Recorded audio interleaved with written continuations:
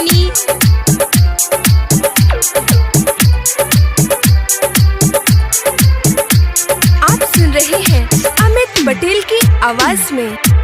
है सनम गइलू जब से दिल पका गुजरेला, प्यार के रोग हमारा मन से ना उतारेला।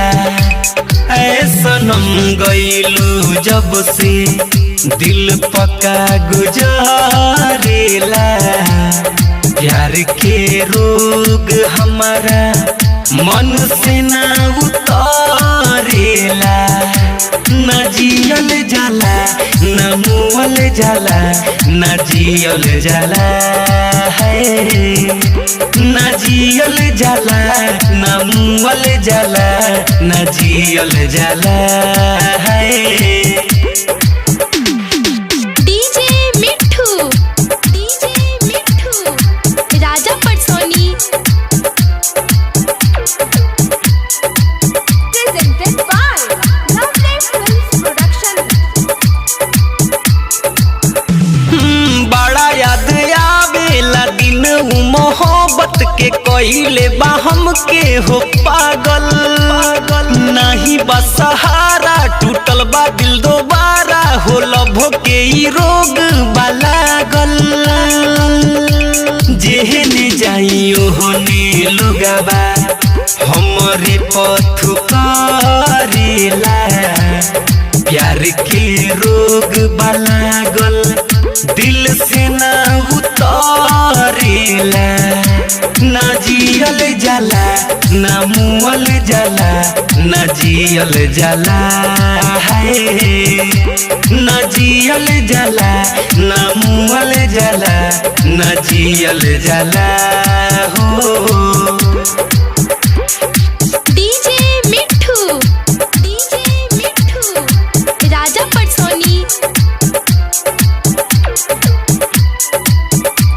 आप सुन रहे हैं अमित पटेल की आवाज में।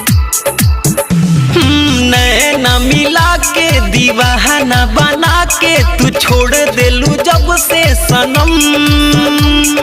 दर्द जुदाई तोहर तन्हाई में डूबल रहतानी हम।